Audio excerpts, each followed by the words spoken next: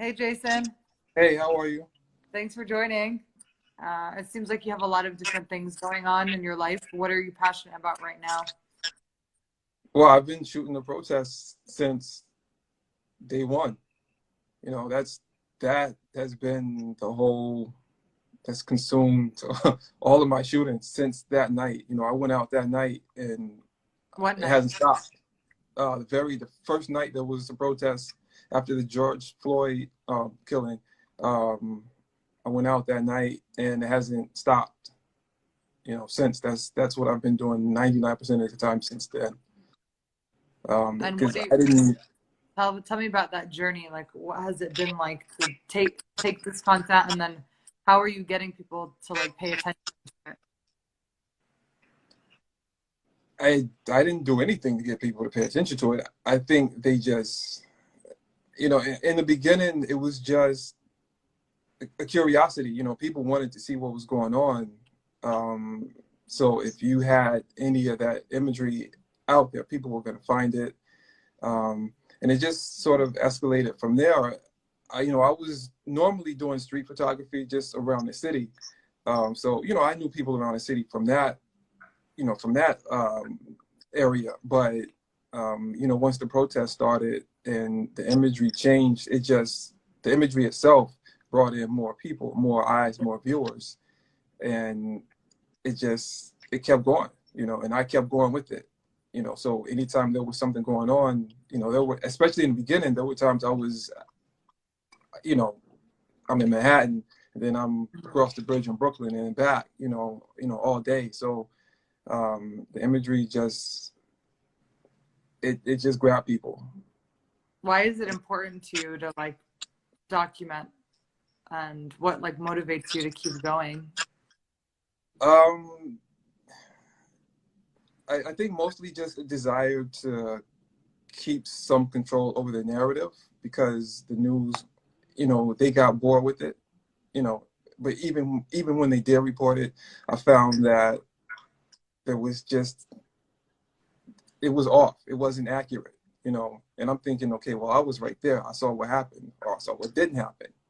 Yeah. And I had things that could counteract what was being told on the news, and so it instantly became important from that perspective.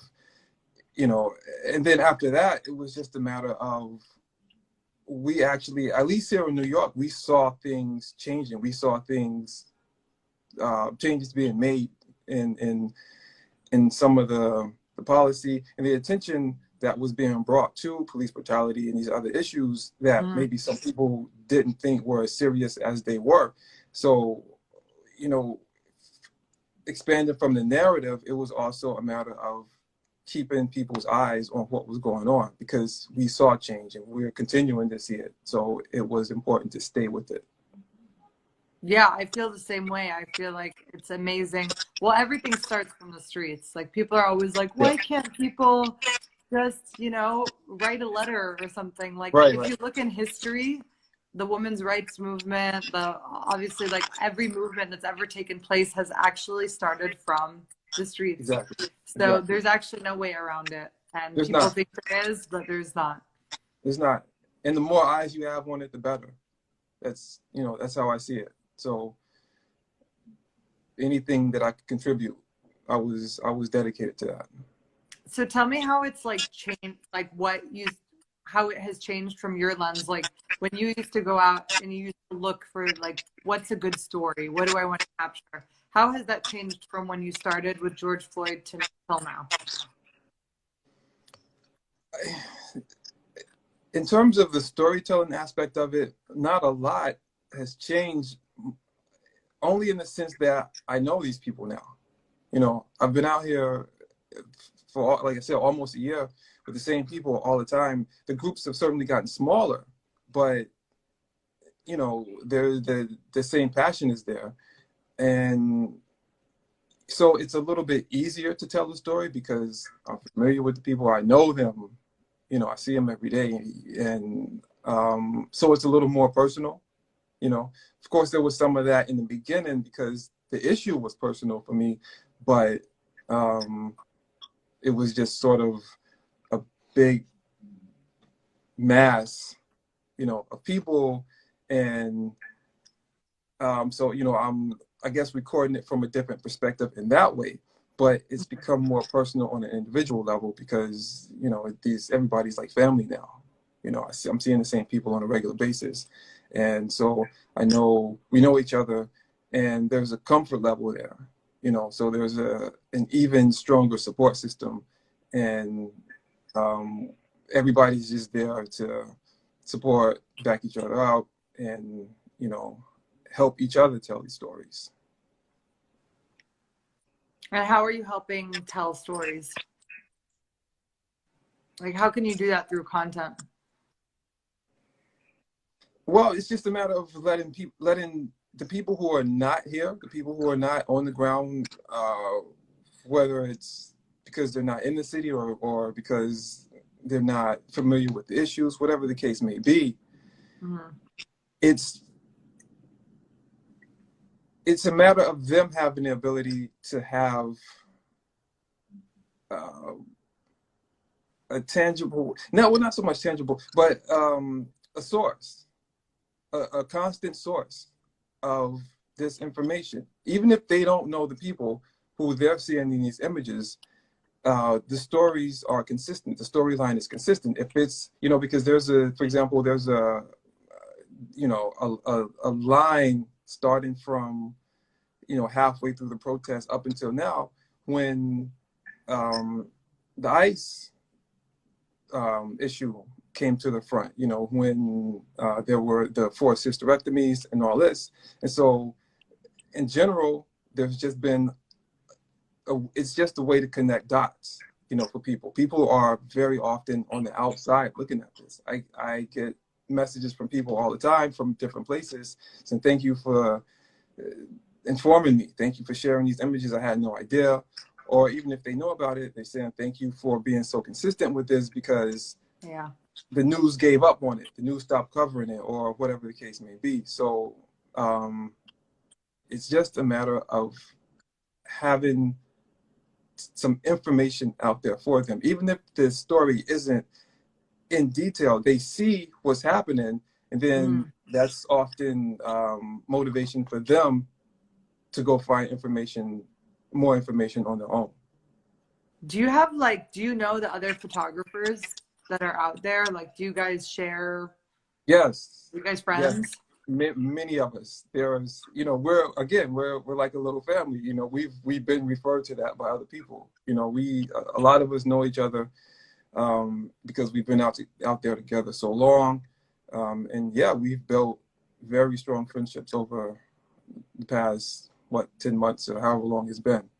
And yeah, that's there's a very strong bond there amongst not just us and the activists, but also among the photographers. So, I mean, what do you want to talk about? What do you want the world to know? Or like, you just basically, are you just focusing on like, okay, the more we do this, the more change is going to happen? Or is there? Yeah, I just once I saw that change was happening, for me at least, that was what I wanted. I said, this is working. Right now there's the New York Attorney General has filed a lawsuit against the NYPD. And my feeling is, regardless of the outcome of that, it's a win for us because it puts everything out there on display for the public to see. That's going to have to be presented. When we all present our evidence, whatever we have of police misconduct, regardless of the outcome of that case, the whole world is going to see that. So for the people who didn't believe it, for the people who denied it, or whatever the case may be, they're going to have to face that. And so it's, like I said, I saw this is working. This is having some effect, and this is important. That whatever the outcome is, the putting it out there is the most important thing. Yeah, and consistency, because it's so easy. How many times, I started my company in 2014, and I was covering Black Lives Matter, and I was taking photos off Twitter and trying to get them into Thomson Reuters. with the Arab Spring, with the Venezuela protests. And I'm like, 7 years later, I'm like, I cannot believe for 7 years people have been trying to get attention on this issue. Actually, for obviously longer, but in social media, I feel like it's been that since I've noticed it. And it just is crazy that once you have that attention, it's like you have to be crazy to let that go. It's like you got to keep that attention, because then you're going to literally have to start, because people have the memory of a goldfish, and you have to literally start from zero. It's not like you get 40% of the way and then you can hold that 40% for later. It literally goes back down to zero, and then you have to start the education process. Start over. And it's harder to start over, because I mean, I can't even imagine it, you know, how that loss of motivation would be, you know, to have to start over. I can't see that at this point, you know. So I don't know what the stopping point is, but we see that it's working. So, I mean, Harlem, like, did you grow up in Harlem? Brooklyn. In Brooklyn, okay. Well, you're living in Harlem now.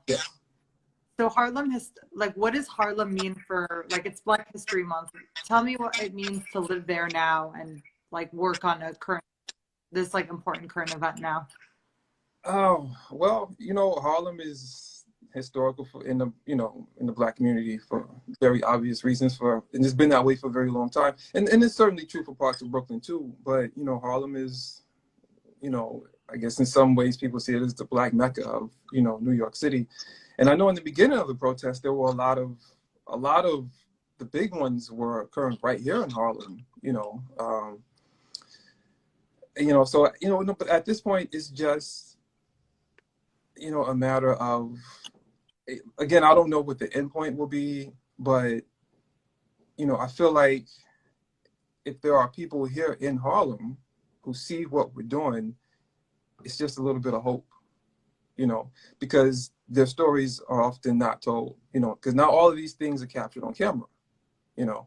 And so if they see something that I'm putting out, or even one of my friends are putting out, they feel a connection there. You know, they don't feel so isolated in their experience. You know, of course, we instinctively know that these incidents are happening, but having somebody tell your story is, you know, gives you that feeling of support, you know. So if anybody, it doesn't even matter what part of the city at all, whoever has been a victim of any sort of brutality or misconduct by law enforcement, whether it's ICE, you know, the immigrant community has to deal with this all the time. Whatever the case might be, the fact that they can see their story being told is hugely helpful for them. You know, I've had many people, you know, come to me and thank me, and people I didn't know, you know, just out of the blue, you know, thank me for telling their story, you know, or telling the story that they relate to, you know. So whether that's Harlem or any part of New York or anywhere, that's a big deal. Do you know what I want to see change, like, the most is that in TV, like I see it now, representation is changing, but there's so much promotion of violence, like anything from, like, just video games that, like, go see what little boys are allowed to go play with guns. That, like, they either have guns or cars for little boys. And then you have on TV, like, so much promotion of violence. The villain is always Black, like they're always violent, and then they scare people, and then people, like, don't know what to do because they've been programmed in fear from these, like, TV and movies, like. And I see it now, obviously it's changing, and, like, Netflix, I think, is, I don't know if you think they're doing a good job, but it's not even just in the protest photos or the protest coverage, it's just in the humanization and like flipping these violent scripts that people are, like, addicted to watching these scary and violent movies. Like, what is the point? Why are we doing that? Why do we, even at the Super Bowl, every commercial was like a scary movie. It's like, why are you trying to scare everybody? You know what I mean? Yeah. Yeah, for sure. So yeah, you're right. Representation matters. Regardless of what form it's taken, people, I think there's a real yearning for people to see themselves in a positive light, you know, and that's been missing for a long time. Yeah, and power, like there is a lot of power in protesting, obviously. You feel like you're getting that power back.